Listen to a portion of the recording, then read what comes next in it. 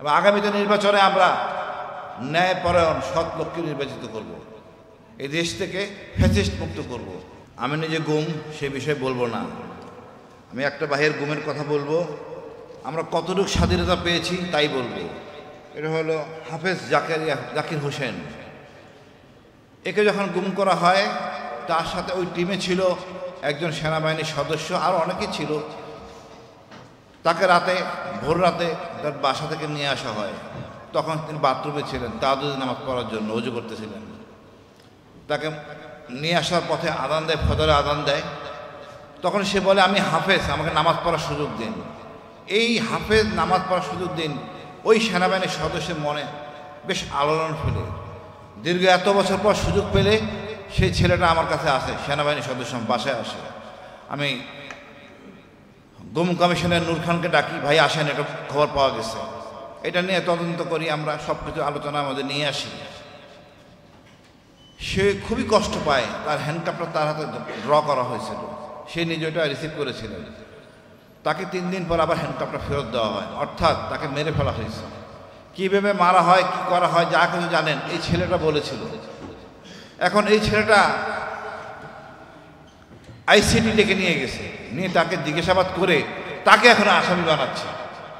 এখন যদি আমি তথ্যই পাচ্ছি না, আমাদের গোয়েন্দা সংস্থা কোনো তথ্য দিচ্ছে না, যারা দিচ্ছে তাদেরকে যদি আমি আসামি বানাই তাহলে তো আমরা আগাতে পারবো না। আমি তখন নূর খান ভাইকে গত পরশুদিন বললাম, ভাই কিছু একটা করেন, এটা কী ধরনের কাজ? আমাদের তো দায়িত্ববোধ আছে। কোনো তথ্য পাচ্ছে না কে কারে মারছে, যারা দিচ্ছে তাদেরকে আবার বিপদে ফেলতেছি আমরা। যে রাঘব বল ছিল সব তো ভারতে পালিয়ে গেছে, আর যারা আছে বিশেষ সুবিধায় সাব জেলে আছে, আর অসংখ্য লোক এখন লুকায় আছে। আমাদের এখন আসলে কঠোর হইতে হবে। আমি আজকে যাদের সামনে কথা বলতেছি আপনারা সবাই সাহসী, এই লোকদেরকে আরো সাহসী হইতে হবে। আমি বলবো আমাদের মধ্যে সবচেয়ে বেশি বড় সাহসী হলো আবু সাইদরা, আর তারপরে যে কেউ থাকে সে হলো শুক্ররঞ্জন বালি। আমাদের সবাইকে শুক্ররঞ্জন বালির মতো কথা বলতে হবে। ফ্যাসিস্ট হাসিনাকে আমরা কিন্তু তাড়িয়েছি, ও নিজের ইচ্ছায় যায় নাই, ভারত তারা ঠেকাইতে পারে নাই। সুতরাং আমাদের মনোবল থাকা উচিত। আমি বলবো ফ্যাসিস্ট হাসিনা গেছে, কিন্তু তার সহযোগী রয়ে গেছে। আমরা যদি ছেড়ে দেই আমাদের উপরে আবার মাথা চারা দিয়ে উঠবে। এই ছবিগুলি প্রমাণ করে হাসিনা কেমন ছিল। আমরা এই ধরনের ফ্যাসিস্ট কাকে হইতে দিব না। আবু সাইদ আমাদেরকে একটা কথা শিখাইছে, ভারত আমাদের একমাত্র শত্রু, এটা আমরা ধারণ করব। শুক্ররঞ্জন বালিকে ভারত ধরে নিয়ে গেছে, সালাউদ্দিন ভাই বলেন ভারতে ছিলেন, অর্থাৎ ভারত জড়িত, মোদী সরকার জড়িত। আমরা একটু লজ্জা শরম ভেঙে একটু বলি ভারতকে, ভারত আমাদের একমাত্র শত্রু। আমাদের বিডিআর ঘটনায় দেখতে পাইছি ভারত জড়িত ছিল, এখন তার আর ঢাকার কিছু নাই। ভারত আমাদের সশস্ত্র বাহিনীতে হাত দিছে। আমাদের কঠোর ভাষায় বলতে হবে, প্রতিশোধ নিতে হবে। ভারতকে আমরা এক বিন্দু ছাড় দিব না, দরকারে না খেয়ে থাকবো, একবেলা খাবো, ভারতের কোনো অনুদান আমরা নিব না। আমাদের লজ্জা হওয়া উচিত।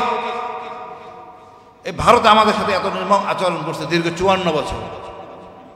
শহীদ জিয়ার অংশটা বাদে আমাদের শত্রু ভারত, পশ্চিমবঙ্গ না, আসাম না, ত্রিপুরা না, এই দিল্লির শাসন থেকে আমরা মুক্তি চাই। যেসব রাজনীতিবিদ এখনো দাবিদারি করেন তাদেরকে আপনারা বর্জন করেন, তাদেরকে ঘৃণা করেন। আমরা নিজেরাই স্বয়ংসম্পন্ন, আমরা কাজ করে খাই, বিদেশে প্রবাসীরা টাকা পাঠায়, তা দিয়ে আমরা চলি, ভারতের দয়ায় আমরা চলি না। আমাদের সবাইকে সাহসী হইতে হবে। আমি 22 সালে আয়নাঘর ডিজেফাইতে আছে আওয়ামী লীগ সরকার ক্ষমতায়, কতটুকু সাহস থাকলে একজন লোক বলতে পারে বাংলাদেশে থেকে। আমি তার 1 বছর আগে আমি ডেভিড বার্গম্যানকে বলি, উনি প্রকাশ করেন নাই, সাহসের কমতি ছিল। পরে নেত্রী নিউজ প্রকাশ করেন 22 সালে।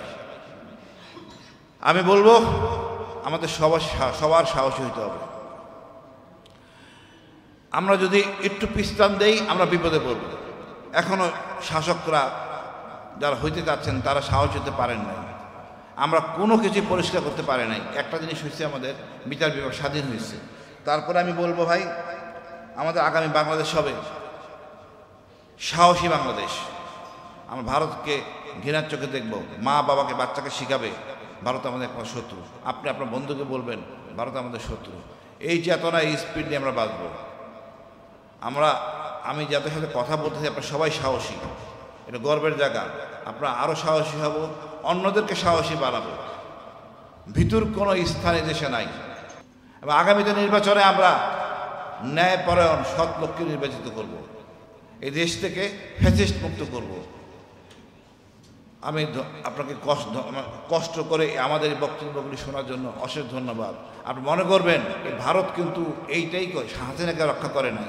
স্বাধীনতার পরে পার্বত্য চট্টগ্রাম উত্তপ্ত করে, আমার 30,000 বাঙালি মারা যায়, কোনো রাজনীতিবিদ কোনো কথা বলে নাই। এখন আমাদের কথা বলতে হবে, দরকার ওই রাজনীতিকে চট্টাফ লাগাইতে হবে।